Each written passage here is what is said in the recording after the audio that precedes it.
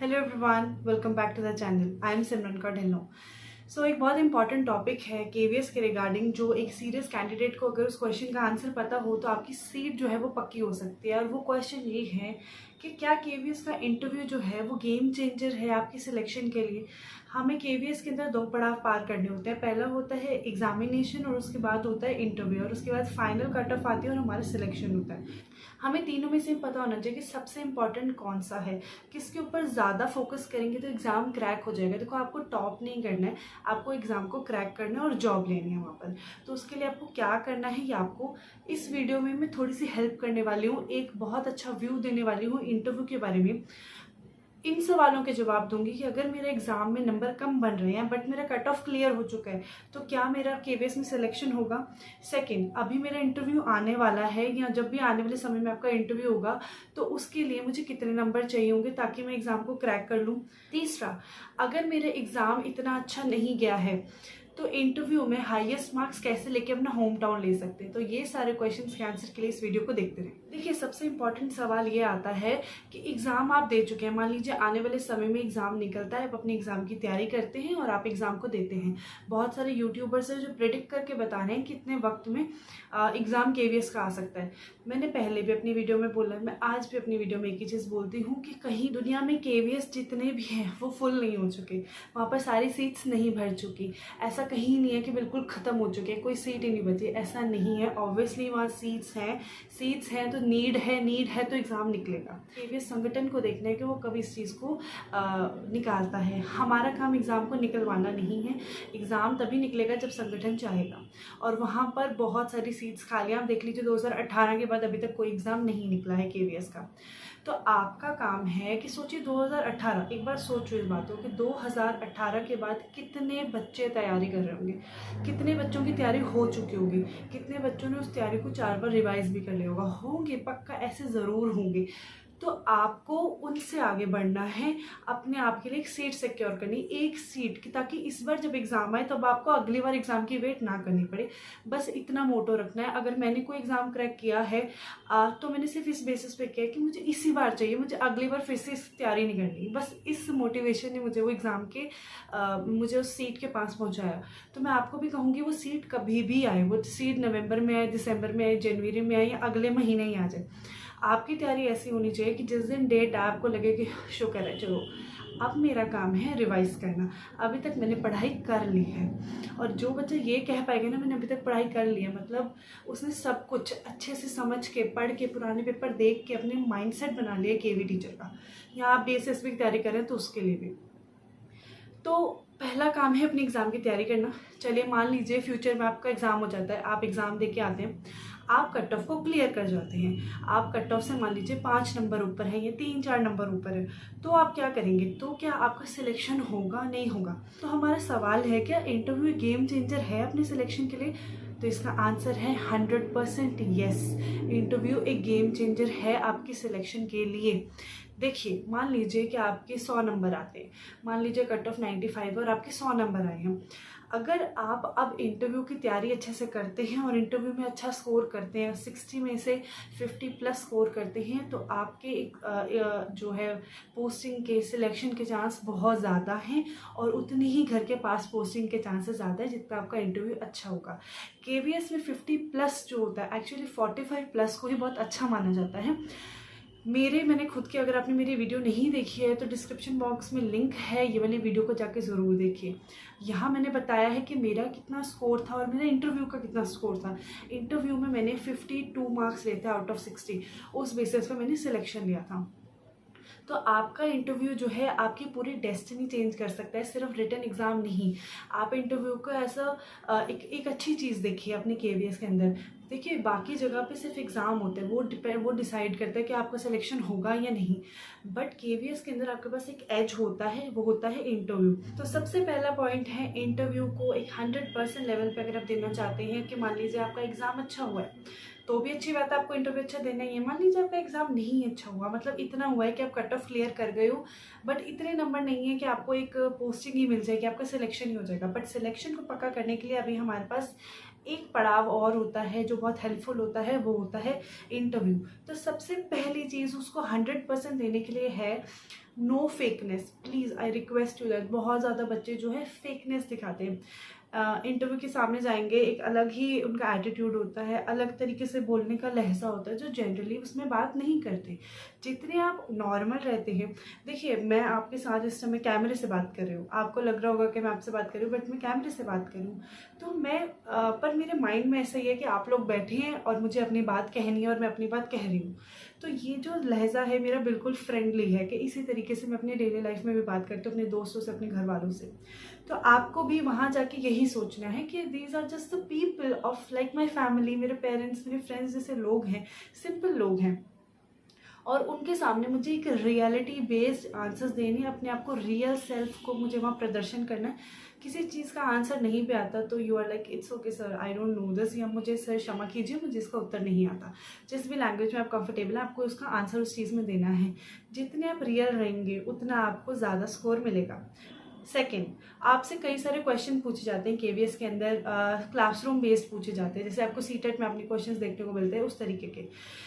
तो वहाँ पर आप कितना रियलिटी बेस्ड आंसर दे रहे हैं उस बेसिस पे आपका सिलेक्शन होता है। अब इसका एग्जांपल दे देती हूँ मैं। निधि गुप्ता मैडम मेरे साथ थी, अभी उनका पीजीटी में सिलेक्शन हो गया आरपीएससी में। तो उनसे एक क्वेश्चन पूछा गया था उनके इंटरव्यू में और उन्होंने 54 स्कोर किया था। इससे प्रश्न किया गया था कि उनका ना क्वालिफिकेशन ज़्यादा था, वो जेआरएफ थी और वो अप्लाई किसके लिए करी थी, पीआरटी की पोस्ट पे। तो उन्होंने बोला कि बेटा कल को आपको इससे अच्छी जॉब मिल जाएगी, इससे अच्छी पोस्ट पे कोई जॉब मिल जाएगी, तो क्या आप हमारी जॉब छोड़ के चली जाएंगी। तो वो बहुत जेन्युइन पर्सन है, तो उन्होंने बोला कि यस सर, देखिए जीवन में आगे बढ़ना बहुत ज़रूरी है और उस बढ़ते रहने के लिए मुझे कहीं और पहुंचना है तो कहीं कुछ छोड़ के भी जाना होगा। तो अवश्य मुझे अगर कोई अच्छी आज के बाद जॉब मिलेगी या कुछ मिलेगी तो मैं वहाँ ज़रूर जाऊँगी। तो ये कितना डिसेंट और परफेक्ट आंसर है। इस बात से आप भी सहमत होंगे, मैं भी सहमत हूँ और वो ज्यूरी भी सहमत थी, और इस करके उन्होंने सिलेक्शन भी लिया, ना कि सिर्फ सिलेक्शन लिया, 54 मार्क्स से सिलेक्शन लिया। और अगर आप उनसे मिलेंगे तो बहुत एक इंट्रोवर्ट और सिंपल लड़की हैं। तो हमें लगता है कि जो बहुत जो एक्सट्रोवर्ट होते हैं, अपनी बात हर बात खुल के कहते हैं, उन्हीं को ही अच्छे मार्क्स मिलते हैं इंटरव्यू में। ऐसा बिल्कुल नहीं है, कोई भी मिथ लेके इंटरव्यू में मत बैठिएगा। तीसरा है आई कांटेक्ट। देखिए जो मेरी बारी आई थी तो मेरे राइट हैंड साइड पे बिल्कुल कॉर्नर पे, जैसे मैं टेबल है मेरे सामने, तो यहाँ पर कॉर्नर में साइकोलॉजिस्ट बैठे थे और सामने मेरे पैनल बैठा था। एक सर इस तरफ थे, एक सर इस तरफ, एक बीच में और एक मैम और एक साइकोलॉजिस्ट साइड पे, और वो पूरा मेरा बॉडी लैंग्वेज को कॉन्टिन्यूसली ऑब्जर्व कर रहे थे। अब इंटरव्यू के अंदर आपको कोई कॉन्टिन्यूसली देख रहा होता है तो हो सकता है कुछ लोग ऐसा लगे कि क्या हो रहा है या हम अनकंफर्टेबल हो रहे हैं, बट वो आपका जजमेंट कर रहे हैं कि क्या आप कांप तो नहीं रहे, क्या आप डर तो नहीं रहे, क्या आप झूठ तो नहीं बोल रहे। क्योंकि इंटरव्यू में मैनिपुलेट आप कर सकते हो। एक अच्छा मैनिपुलेटर होगा ना जो पर्सन, वो बहुत अच्छे से मैनिपुलेट कर सकेगा। तो उस मैनिपुलेशन को पकड़ने के लिए वो साइकोलॉजिस्ट में बैठे होते हैं। तो वो साइकोलॉजिस्ट आपको नोट कर रहे होते हैं। एक चीज़ वो बहुत ज़रूरी जो नोट करते हैं वो है आई कांटेक्ट। अगर तो आप आई कांटेक्ट से बच रहे हो, इसका मतलब है कि आप यहाँ तो अपना रियल सेल्फ छुपा रहे हो या आप अपने रियल आंसर्स छुपा रहे हो, आप कुछ बनावटी बोल रहे हो। जब भी हम किसी से बात करते हैं या तो हम उनसे आई कांटेक्ट करते हैं या आंसर देते समय हम इस तरीके से बोलते हैं। आपने देखा होगा कई बार जब हम सोचते हैं, या मैं कई बार बोलती हूँ तो इस तरीके से ऊपर देख के बोलती हूँ, तो इसका मतलब है हम कुछ सोच रहे हैं, और सोच रहे हैं तो हम रियलिटी से सोच के आंसर दे रहे हैं, तो वो आंसर सही होता है। जब फेकनेस होती है तो हम आंखें चुराते हैं, ठीक है। तो ये चीज़ वो बैठ के देखते हैं। ये चीज़ मैंने अपने इंटरव्यू में रियलाइज़ की कि वो कॉन्टिन्यूसली मुझे देख रहे थे कि मेरा आईज़ किस तरफ है और मेरा हैंड मूवमेंट कैसा है। पूरा उन्होंने देखा कि मैं कैसे जवाब दे रही हूँ, do I have a smile, और मैं एग्रेसिव हूँ, मैं क्या कर रही हूँ, पूरा देख रहे थे। और जाने से पहले उन्होंने मुझे बहुत अच्छा रिस्पॉन्स भी दिया था कि ऐसे हल्का सा ऐसे किया था। इसका मतलब है कि उन्हें the way I was speaking, the way I was conveying my message, the way I was answering my questions, उन्हें उसमें एक अच्छा कुछ दिखा। तभी उन्होंने मुझे कैसे बोला कि ठीक है, इतना सा बोला। तो वो एक छोटा सा साइन ही मेरे लिए बहुत बड़ी बात थी, मतलब शायद हमने कुछ सही किया है आज। Fourth point, easy talk. एक है कि देखिए मेरे सामने जो सर बैठे थे, शायद मैंने अपनी पुरानी वीडियो में बताया, वो थोड़े से गुस्से में थे, थोड़े एग्रेसिव थे, या हो सकता है वो मेरा जो है लंच से पहले का क्लास इंटरव्यू था, उसके बाद लंच था, तो काफ़ी लंबा पीरियड हो चुका था उन्हें, सुबह से लेके शायद 1-1:30 बज गए थे। और हो सकता है पर्सन थक जाता है इतने सारे लोगों से मिलके, है ना, इतनी सारी चीज़ों से, तो वो चाहते थे कि हाँ चलो जल्दी करो थोड़ा वो चीज़ मुझे वहाँ लग रही थी। तो वो उनकी उसमें वो एग्रेशन, वो एंग्शियसनेस, वो ऐसे जल्दी करो लग रहा था मुझे। तो वहाँ पर मेरा क्या रिएक्शन था वो ये भी जज कर रहे थे। मैं उतनी ही काम थी जितने वो जल्दी करो हो रहे थे। तो ईजी टॉक जितनी मैं काम थी ना, उसी चीज़ ने मुझे इफ़ेक्टिवली हेल्प किया, क्योंकि जितनी मैं काम थी उतनी ज़्यादा मुझे उनके क्वेश्चन अच्छे से समझ रहे थे। मैं समझ पा रही थी वो मुझे क्या पूछने की कोशिश कर रहे हैं। मैं कोई भी गलत आंसर नहीं दे रही थी। अक्सर हमें सही आंसर आते होते हैं, बिकॉज हम एंग्शियस होते हैं, हम आंसर गलत दे देते हैं और उसमें ही हमारा इंटरव्यू जो है एक अलग टर्न ले जाता है। तो आप आराम से बैठिएगा, जब आपका इंटरव्यू होगा आप आराम से बैठेंगे। मान लीजिए मैं आपसे कुछ सवाल कर रही हूँ, आप मुझसे उस वैसे ही नॉर्मली बहुत आंसर दे रहे हैं कि मैम इसका आंसर मेरे हिसाब से ये होगा। जितना कामली आप आंसर देंगे ना, उतना अच्छा आपका इंटरव्यूअर जो है आपको स्कोर देंगे, और जितना अच्छा वो स्कोर देंगे उतना आप सिलेक्शन के करीब आ जाएंगे। पांचवी जो सबसे इम्पॉर्टेंट चीज़ है वो है grip on your teaching subject. जो भी आप वहाँ पढ़ाने के लिए जा रही हैं, जैसे उन्होंने मुझे बोला था कि आप खड़े हो जाइए और अपनी मर्ज़ी का एक टॉपिक पढ़ाइए। सो मैंने 3rd क्लास की इंग्लिश की बुक लेके पढ़ाना शुरू किया था। वहाँ उन्होंने ये देखा कि how I chose the book, कितनी जल्दी मैंने किताब उठाई। मैंने बहुत जल्दी किताब उठाई, ताकि उन्हें ये ना लगे कि भाई इसे आता नहीं है, ये सोच रही है कि मुझे क्या करना है क्या नहीं करना। मैंने जल्दी से बुक उठाई, जल्दी से बोर्ड पे गई, और बोर्ड पे पढ़ाते पढ़ाते ना बीच में 1-2 बार डिस्टर्बेंस हुई। अब मैं अगर उन्हें अपना लोहा मनवा सकती हूँ तो वो अपनी पढ़ाई से मनवा सकती हूँ। मैंने अपनी किताब उठाई और मैंने पढ़ाना शुरू किया। किड यू नॉट, उन्होंने मेरा पूरा लेसन सुना। ऐसा कभी नहीं होता जनरली कि वो पूरा लेसन सुने। मैंने पूरी पोम पढ़ाई थी, उन्होंने पूरी पोम आराम से सुनी। जो जो मैंने एक्सप्लेन किया वो सुना, और जब मेरा पोम ख़त्म हो गया मुझे उन्हें बताना पड़ा, मतलब मुझे ऐसे बोलना पड़ा कि यस इट्स ओवर नाउ। मैंने बोला कि बच्चों now you must write the difficult words from the pome. तो वहाँ उन्हें लगा कि ओके चैप्टर ख़त्म, मतलब वो ऐसे रुझ गए कि मैं क्या पढ़ा रही हूँ, मैं क्या बोल रही हूँ। फिर उन्होंने मुझे बिठाया और बोला कि ठीक है, आपने बोला ना बच्चों को डिफ़िकल्ट वर्ड्स, आप खुद लिखो डिफ़िकल्ट वर्ड्स। तो मैंने लिखे डिफ़िकल्ट वर्ड्स लिखे। तो एज अ होल जो फुल एक्सपीरियंस था ना टीचिंग का, उसने एक अच्छा टर्न ले लिया था। तो इंटरव्यू में वहाँ पर एक अच्छा टर्न आ गया था। उन्हें लग रहा था कि ठीक है, कुछ भी है, ये टीचिंग अच्छी की इसने। तो वहाँ मुझ में भी कॉन्फिडेंस आ गया कि सिमरन कौर ढिल्लों तू टीचिंग अच्छी कर गई है, तो तू पार लगी जाएगी कहीं ना कहीं, चाहे कैसा भी इंटरव्यू रहा हो या कुछ भी रहा हो, यू डिड वेल।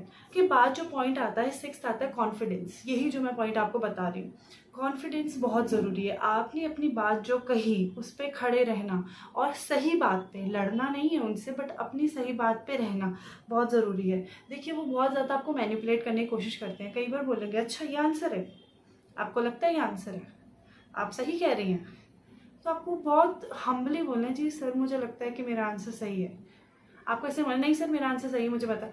आपको उनको एग्रेशन नहीं दिखाना है। ये सारे नेगेटिव ट्रेट्स होते हैं पर्सनालिटी के, हमें वो सब उन्हें नहीं दिखाने हैं। हो सकता है देखो जब मेरे साथ उन्होंने एक क्वेश्चन पूछा था कि 2 स्कूल हैं, शायद मैंने आपको पुरानी वीडियोस में बताया, एक का 90% रिजल्ट है, क्या 70% रिजल्ट है, आप बताइए कौन सा स्कूल अच्छा है। तो मैंने थोड़ा टाइम लिया, फिर मैंने बोला कि सर मैं कैसे बता सकती हूँ on the basis of just statistics के ये वाला स्कूल अच्छा है ये वाला नहीं। मुझे क्या पता कि उसके को करिकुलर एस्पेक्ट बच्चों का कैसा है, लर्निंग रियल लर्निंग कैसे है। हो सकता है कि वो 90% रिजल्ट रोट लर्निंग के बेसिस पे आया हो स्कूल का। तो ये सारी चीज़ें मुझे बोल रहे थे अरे नहीं, मतलब मेरे मुंह पे वो ऐसे तुम रहने दो, गलत बता रही हो।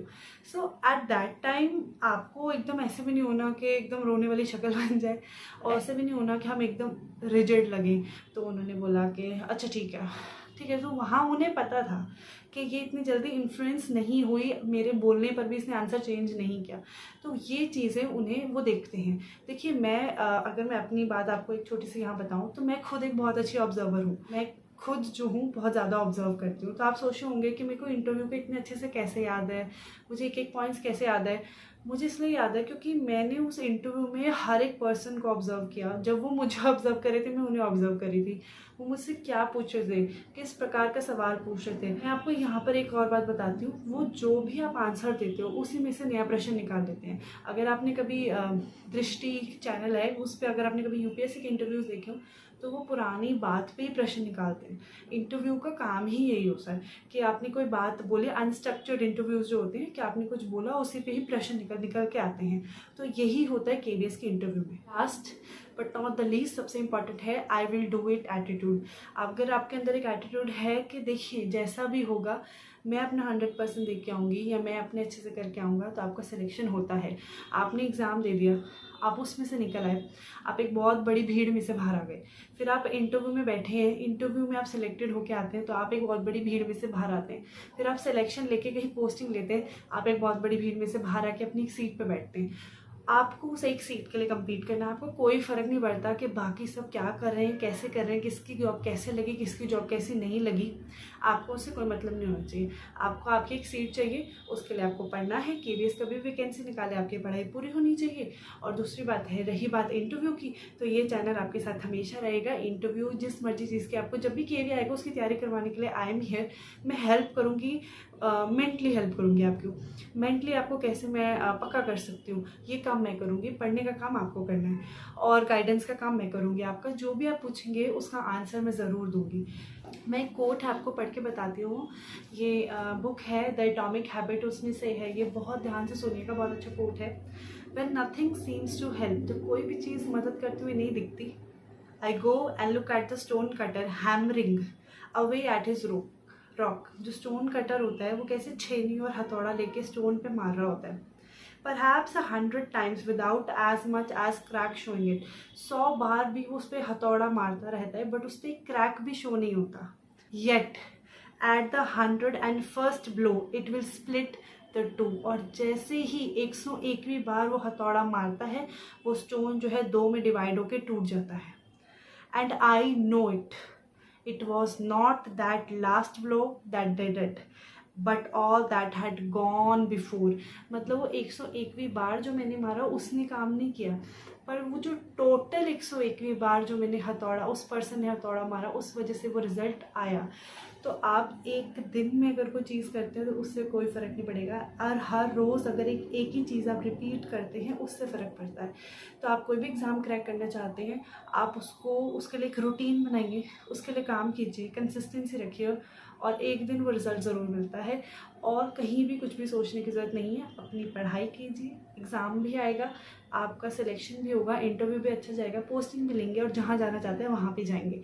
पर उसके लिए आज आपको अपना रूटीन बनाना पड़ेगा।